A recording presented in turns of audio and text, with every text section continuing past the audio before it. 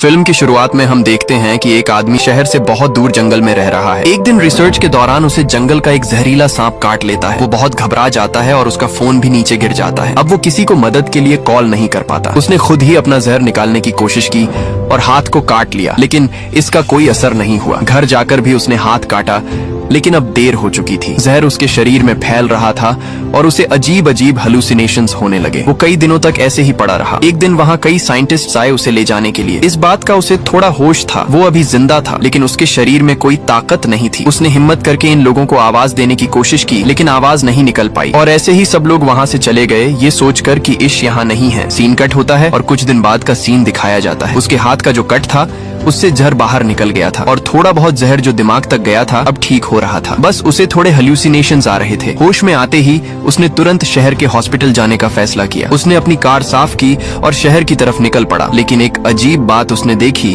कि सड़कों पर कोई कार नहीं थी और जब वो शहर पहुंचा तो वहाँ कोई हलचल नहीं थी। उसे एक भी जिंदा इंसान दिखाई नहीं दिया। सारी बिल्डिंग्स खाली पड़ी थी। ये देखकर वो घबरा गया। यहाँ एक पैंडेमिक फैल चुका था। ये पैंडेमिक इतना खतरनाक था कि कुछ ही दिनों में पूरी पॉपुलेशन को खत्म कर दिया। इश बायोलॉजिस्ट था। उसने समझा कि वो कई दिनों तक पॉपुलेशन से दूर रहा, इसीलिए ये बीमारी उस पर अटैक नहीं कर पाई और वो बच गया। अब तो पॉपुलेशन ही खत्म हो चुकी थी। मतलब यहाँ कोई गवर्नमेंट नहीं थी और किसी चीज का कोई मालिक भी नहीं था। इश को तुरंत अपने पेरेंट्स का ख्याल आया। कार चलाते हुए जब वो घर पहुंचा तो देखा कि उसके पेरेंट्स कई दिनों से मरे पड़े थे और उनके बॉडीज की हालत भी बहुत बुरी हो चुकी थी। लेकिन फिर उसने हिम्मत की और घर के बाहर कब्र खोदकर उन्हें दफना दिया। इसके बाद भी उसने पूरा शहर देख डाला। कोई और सर्वाइवर जिंदा नहीं था। ये सोचकर उसने दूसरे शहर जाने का फैसला किया। उसने लास वेगस जाने का प्लान बनाया। कुछ जरूरी सामान और एक गन लेकर वो निकल पड़ा। लेकिन जो ब्रिज लास वेगस जाता था वो भी सील्ड था। वो बहुत गुस्से में आया और लंबा रास्ता लिया। जैसे ही वो लास वेगस पहुंचा देखा कि यहाँ भी सब लोग मर चुके थे। मॉल्स, बड़े होटल्स, कैसीनो सब खाली पड़े थे। थककर वो एक होटल में चला गया। उसने वहाँ रात बिताई और महंगी चीजों का मजा लिया, क्योंकि अब सब चीजें उसके लिए फ्री थी। उसे उम्मीद ही नहीं थी कि अब कोई मिलेगा। लेकिन अगली रात उसे दो लोग मिले। ये दोनों भी बीमारी से बच गए थे। लड़की ने अपनी दुख भरी कहानी सुनाई कि उसने अपने परिवार को वीडियो कॉल पर मरते देखा है और अब उसके लिए जीने की कोई उम्मीद नहीं बची। वो आदमी भी मरना चाहता था, क्योंकि इतनी अकेली दुनिया में जीना उसके लिए नामुमकिन था। उस रात ये लोग भी इश्क के साथ रुक गए। लेकिन सुबह होते ही इन लोगों की नीयत इश्क को खतरनाक लगी। उस आदमी के पास गन थी और वो चाहता था कि तीनों की मौत आसान हो जाए। लेकिन इश्क जीना चाहता था, इसलिए वो उठकर वहाँ से बाहर निकल गया और उसके पीछे उसे गोलियों की आवाज सुनाई दी। मतलब उन्होंने खुदकुशी कर ली थी। ये हादसा उसे और ज्यादा तोड़ गया। अब उसे साफ लग रहा था कि वो दुनिया में अकेला रह गया है। तेज कार चलाते हुए वो घर लौट आया। रास्ते में एक डॉग उसकी कार के सामने आ गया। वो डॉग भी बिल्कुल अकेला था जैसे इश ने उसे अपना बना लिया और उसे जीने की नई उम्मीद मिल गई। इश ने अपनी जिंदगी नए तरीके से शुरू की। सर्वाइवल बुक्स पढ़ने लगा। खाने पीने की कोई कमी नहीं थी। कमाने की अब जरूरत नहीं थी। हर दिन काम करता और टाउन में घूमता, इस उम्मीद में कि शायद कोई सर्वाइवर मिल जाए। लेकिन हर दिन निराश होकर लौट आता। एक दिन जब वो अपने डॉग के साथ खिड़की पर खड़ा चाय पी रहा था, अचानक उसका डॉग भौंकने लगा। उसे एहसास हुआ कि वहाँ कोई इंसान है। दूर एक घर से स्मोक निकल रहा था, मतलब वहाँ कोई इंसान हो सकता है। वो तुरंत कार निकालकर उस घर की तरफ गया जहाँ स्मोक था। खुशकिस्मती से वहाँ एक लड़की थी। उसे देखकर वो लड़की डर गई, लेकिन इश ने उसे यकीन दिलाया कि वो उसे नुकसान पहुंचाने नहीं आया। वो भी अकेला इंसान है और किसी दूसरे सर्वाइवर को ढूंढ रहा है। ये सुनकर लड़की ने उसे अपने घर आने की इजाजत दी। लड़की का नाम एमा था। बातचीत से हमें पता चलता है कि पेंडेमिक को लगभग 1 साल हो चुका है। एमा और इश ने पूरे साल में अपने अलावा कोई सर्वाइवर नहीं देखा। उन्हें बहुत खुशी थी कि उन्हें कोई और सर्वाइवर मिल गया, वरना अकेले रहना बहुत मुश्किल था। वो डिप्रेशन में जा रहे थे, क्योंकि इंसान का समाज में रहना जरूरी है। अकेले रहकर उनका मेंटल स्टेट बहुत बुरा हो रहा था। उन्होंने फैसला किया कि वो दोनों साथ में इश के घर में रहेंगे, क्योंकि इश का घर जनरल स्टोर के करीब था जहां फूड सप्लाईज पड़ी थी और इश ने अपने घर में बहुत सारा सामान भी जमा कर रखा था, जिससे उनका रहना आसान हो गया। एमा भी अब इश के घर आ गई। दोनों ने जब साथ रहना शुरू किया तो उनकी जिंदगी पहले से बेहतर हो गई। एमा इश का बहुत साथ देती थी। वो इश की अपीयरेंस ठीक करती और दोनों मिलकर घर का रेनोवेशन भी करने लगे, क्योंकि पूरे साल इश ने अपने घर पर ध्यान नहीं दिया था। दोनों हर सुबह उठकर साथ में काम करते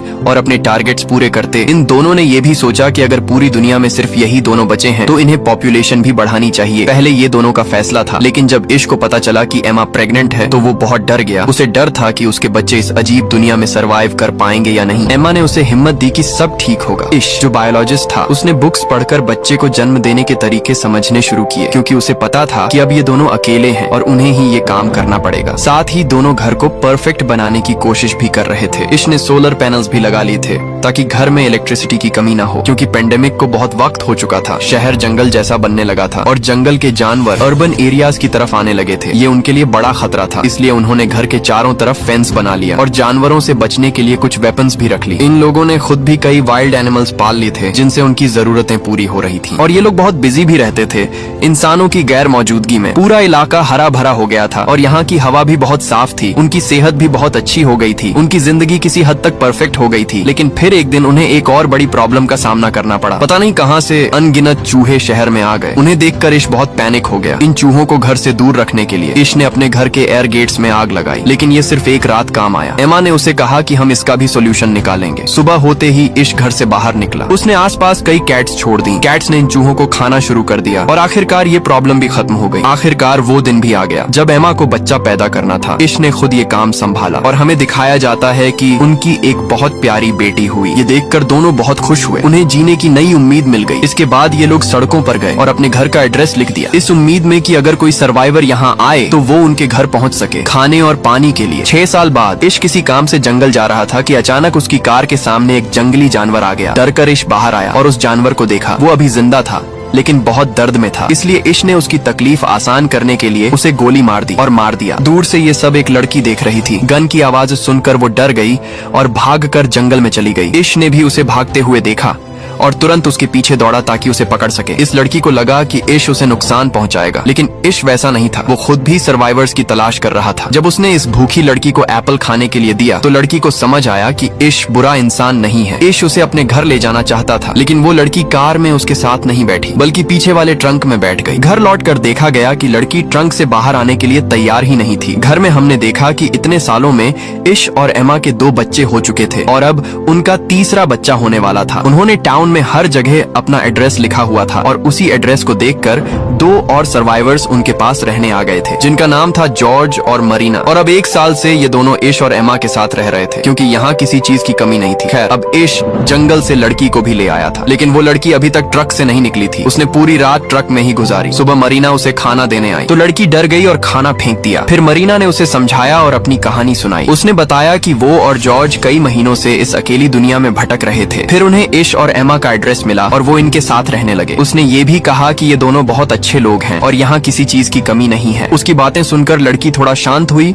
और उनसे मिलने जुलने लगी। लेकिन अजीब ये था कि लड़की अब तक ज्यादा बोली ही नहीं थी और न ही उसने अपना नाम बताया था। एक दिन मरीना ने उसका सामान देखा तो उसमें अजीब और गरीब ड्राइंग्स थीं। साथ ही उसे एक लेटर मिला जिसमें उस बच्चे का नाम लिखा था। उस लेटर में लिखा था कि पेंडेमिक के दौरान उसके पिता ने उसका अब्यूज किया, जिसकी वजह से अब वो हर इंसान के सामने अपने आप को बेच देती है। ये लेटर उसकी माँ ने लिखा था जिसमें उसने लिखा था कि जब वो मर जाएगी तो जो भी इसे पाए वो इसका ख्याल रखे। ये जानकर सब लोग ईवी का और भी ज्यादा ख्याल रखने लगे। उसी रात एमा ने तीसरे बच्चे को जन्म दिया जिससे सब लोग बहुत खुश हो गए। 1 साल ऐसे ही बीत गया। एक दिन उन्हें खबर मिली कि उनके इलाके में कोई आया है। सब डर गए। छोटे बच्चों को अंदर भेज दिया गया और सारे बड़े लोग गन्स लेकर बाहर निकले ये देखने की कौन आया है। उन्हें पता चला कि ये सर्वाइवर्स का एक ग्रुप था जिसमें 4 लोग थे। ये लोग भी इश और एमा का एड्रेस देखकर आए थे। इनमें से एक डॉक्टर थी, मौली। उसने बताया कि इतने सालों में उसे सिर्फ ये 4 जिंदा लोग मिले हैं और अब वो पहली बार इश के परिवार से मिल रही है। उनके चेहरे और बातें साफ दिखा रही थीं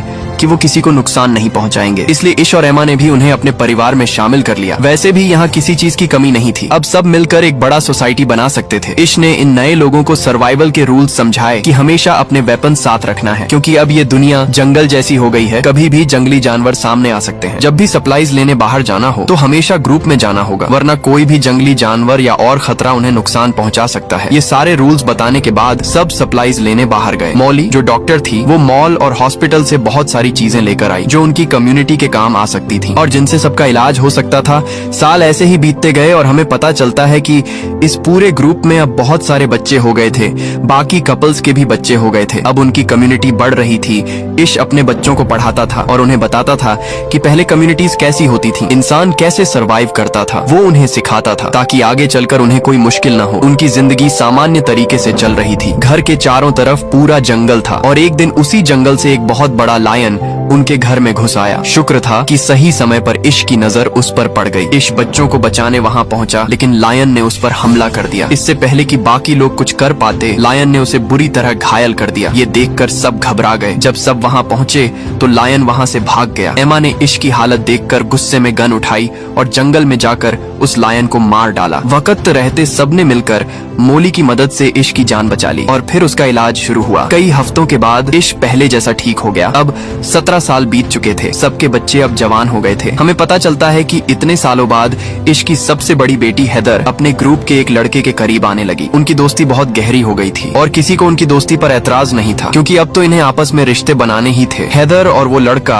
अब इस दुनिया को एक्सप्लोर करना चाहते थे और ये उम्मीद रखते थे कि शायद और सर्वाइवर्स मिल जाएं। इसलिए वो टाउन से बाहर जाना चाहते थे। किसी को भी इसमें ऐतराज नहीं था। सबने उन्हें गन्स और जरूरी चीजें दी और सफर पर भेज दिया। लेकिन उनके जाने के बाद एक और प्रॉब्लम खड़ी हो गई। उनके पास सारे रिसोर्सेज थे, लेकिन अब पानी की कमी सामने आने लगी। डैम पर जाकर उन्हें पता चला कि डैम का पानी खत्म हो रहा है और ये प्रॉब्लम उनके लिए जानलेवा साबित हो सकती थी। कुछ दिन बाद एक और सर्वाइवर्स का ग्रुप उनके इलाके में आया। उनके पास 2 ट्रक्स थे, लेकिन उनके पास पेट्रोल की कमी थी, जिसके लिए वो इश से मांगने आए थे। बदले में उन्होंने कहा कि हम तुम्हारी पानी की प्रॉब्लम सॉल्व कर सकते हैं, क्योंकि हमारे पास ड्रिल मशीन है और जमीन खोदकर अब भी पानी निकाला जा सकता है। इश को ये ऑफर बुरा नहीं लगा। उसने इन लोगों को अपनी कम्युनिटी में रख लिया, लेकिन सबको चेतावनी दी कि सावधान रहना, संभव है ये सर्वाइवर्स खतरनाक हों। फिर दिखाया जाता है कि अब ये लोग इश के घर में ड्रिलिंग कर रहे थे डील के हिसाब से। कई दिनों की मेहनत के बाद आखिरकार पानी निकल आया और सब बहुत खुश हुए। डील पूरी हो गई। इश के लोगों ने उन्हें ऑयल भी दे दिया और उस रात सबने मिलकर सेलिब्रेशन किया। सुबह होते ही इन लोगों को यहाँ से निकलना था, लेकिन इश ने देखा कि इस ग्रुप का लीडर चार्ली रात में चुपके से उनके एक कमरे से बाहर निकल रहा था और बाहर एक आदमी उसे देख रहा था। जब वो जाकर देखता है तो उसे पता चलता है कि उसने ईवी को टॉर्चर किया है। इश ने तुरंत अपनी पूरी कम्युनिटी को इसके बारे में बता दिया। ये सचमुच बहुत खतरनाक था। ईवी ने बताया कि चार्ली कह रहा था कि अब वो यहाँ से कहीं नहीं जाएगा, क्योंकि यहाँ बहुत सारे सप्लाईज हैं और उसके पास बहुत सारे गन्स भी हैं। ये सुनकर सब डर गए और इश को लगा कि अब उसे चार्ली को मार देना चाहिए। अगर वो चार्ली को नहीं मारेगा तो चार्ली पूरी कम्युनिटी को खत्म कर देगा, जिसे इतने सालों बाद बनाया गया है। सब चार्ली को मारने का इंतजार कर रहे थे, लेकिन कुछ लोगों ने कहा कि इस दुनिया में वैसे ही बहुत कम लोग बचे हैं। अगर हम चार्ली को मार देंगे तो पॉपुलेशन और भी कम हो जाएगी। तब इश ने कहा कि अगर हमने चार्ली को नहीं मारा तो हम सब भी मर जाएंगे। फिर सबने एक प्लान बनाया और बाहर जाकर चार्ली को चारों तरफ से घेर लिया। चार्ली कुछ कह पाता उससे पहले इश ने हथौड़े से उसकी जान ले ली और उसे दफना दिया। ये सब करने के बाद इश को बहुत बुरा लग रहा था। उसने पहली बार अपनी सर्वाइवल के लिए किसी को मारा था। वो जानता था कि ये गलत नहीं है। उसने ये सब अपनी कम्युनिटी को बचाने के लिए किया। फिर भी उसका मन दुखी था। सुबह होते ही इश और सबने चार्ली की ग्रुप को बताया कि उन्होंने उनके लीडर चार्ली को मार दिया है, क्योंकि उसने उनकी कम्युनिटी की एक लड़की को टॉर्चर किया था। चार्ली की मौत सुनकर उसका पूरा ग्रुप दुखी नहीं हुआ, बल्कि कुछ लोगों ने कहा कि चार्ली ने लीडर बनकर बहुत फायदा उठाया था। वो अपनी ग्रुप की लड़कियों को भी टॉर्चर करता था, इसलिए सब चार्ली की मौत से खुश थे, सिवाय उसके दोस्त के, जिसने बहुत गुस्से में चिल्लाकर विरोध किया। इश ने अब चार्ली के पूरे ग्रुप से कहा कि हमें किसी से दुश्मनी नहीं है, तुम सब यहाँ शांति से रह सकते हो, लेकिन ये लड़का नहीं, क्योंकि इसमें भी मुझे चार्ली जैसी ही गंध आ रही है। ये हमारे लिए खतरा बन सकता है। बाकियों की राय भी यही थी। सज्जा के तौर पर उन्होंने चार्ली के दोस्त को अपनी कम्युनिटी से बाहर निकाल दिया। शुरू में वो लड़का भाग निकला, लेकिन बाद में समझ गया कि वो अकेला बाहर सरवाइव नहीं कर पाएगा, इसलिए वो वापस आया। लेकिन इश ने अपनी कम्युनिटी की सिक्योरिटी के लिए